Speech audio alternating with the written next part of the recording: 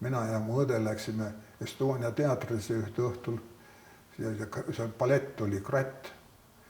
Ja siis järsku sireenid käisid, et on õhurünnak.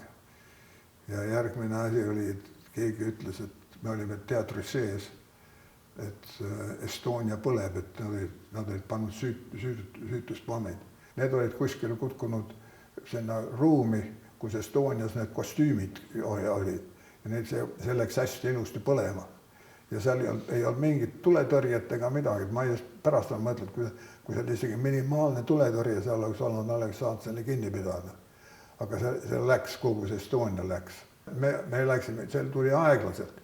Me olime õega, läksime riieturuumi, nagu Eesti teatris on. Seal riietud ära andis, läksime ainsama apteeki, saime oma riided tagasi. Märtsikuus oli palit. Saime Estoniast välja, siis oli Estonia ümber oli see vana Vene turg, see oli kõik asfaltiga kaetud, see ei olnud nagu ta praegu on park. Ta oli asfaltiga kaetud, see oli Vene turg. Siis me marssisime seal ja see Estonia põles seal ja järsku vaatasime seal tule tagant, tuleb üks imelik kuju. See oli see Kratt, kes mängis seda Kratti, see balletitantsija.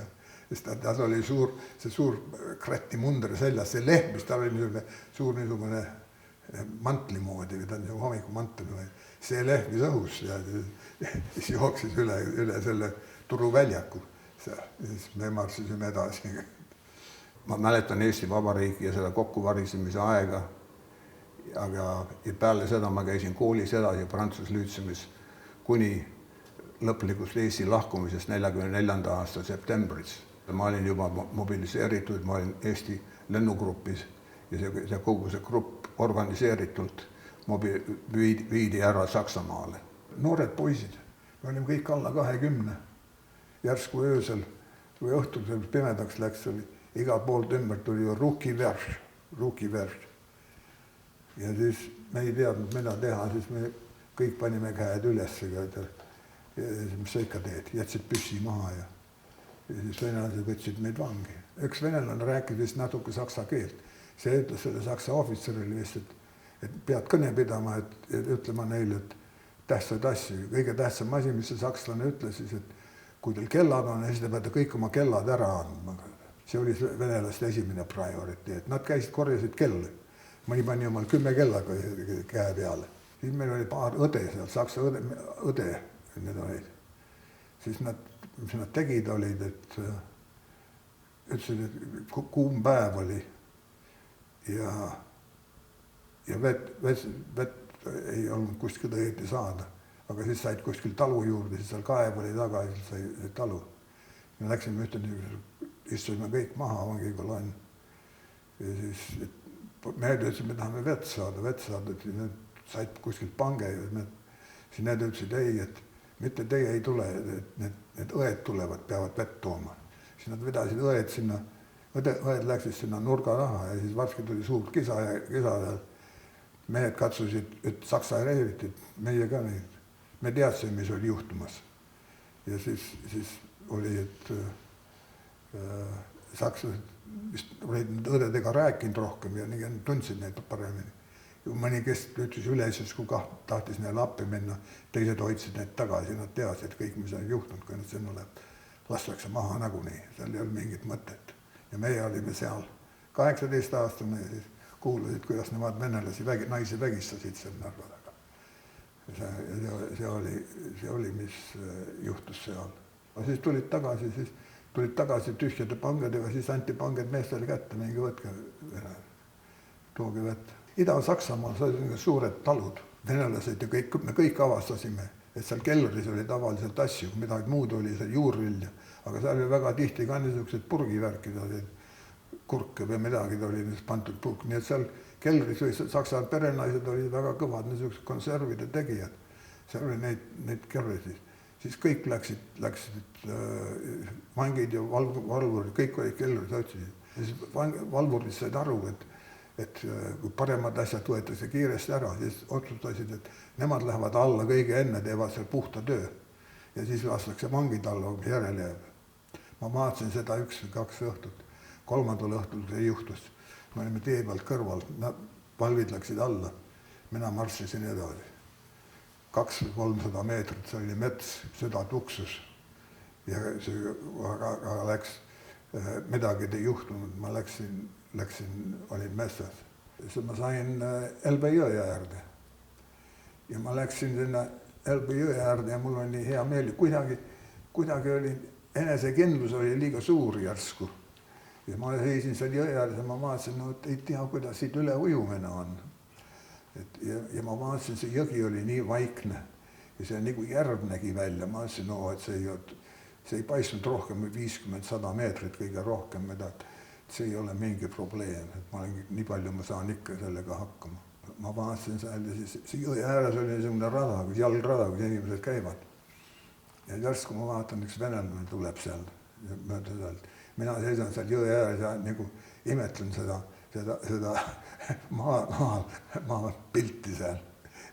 Ja see tule sinna ja ei ütlen mingi sõna, võttis Nagani oma pulist välja, pani mulle kõhtu selle. Ja siis ma mõtlesin, et tea, kui nüüd trikliks tõmbab, siis on mu elu läbi jälle.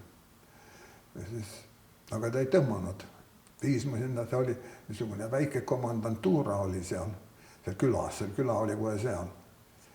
Ja ma ei tea, kas ma isegi istusin või väljas, kuhu see ei olnud kaua seal, siis järsku keegi teine tuli ja ütles, et me läheme, et sind on saadetud ühte suuremasse, järgmise linna. Ja seal on suurem komandantuura, me viime sinna suuremasse komandantuurasse. Ja siis see mees siin, ta oli jalgratta võtnud, oli kuskilt saanud. Muuseas sellega, ma olen pärast mõtelnud, et venelasse, mis nende prioriteedid oli seal Venemaal. Number 1 oli kellad, number 2 oli naised, number 3 oli jalgrattad. Ega sellel oli jalgratas. Ja siis tuli jalgrattaga, siis nad olid ühe sakslase ka kätte saanud.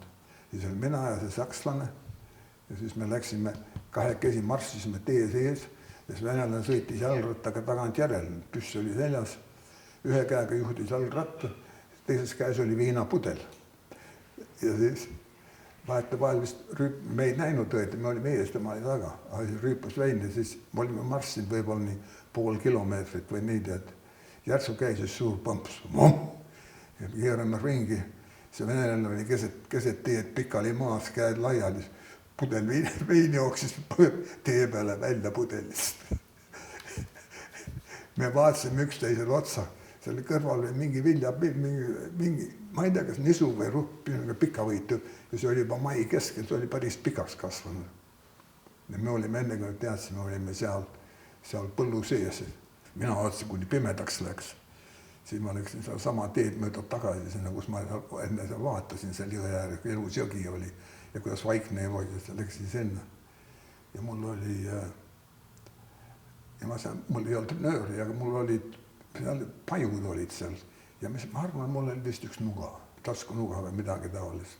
Ja ma lõikasin pajuoksid ja siis panin pajuoksad omal ümber kere ja need kingapaelad, panin kingad selle pajuokstega, see tuli selja peale põhiliselt, ma ei teadnud, kuidagi läbi, siis need selja peal.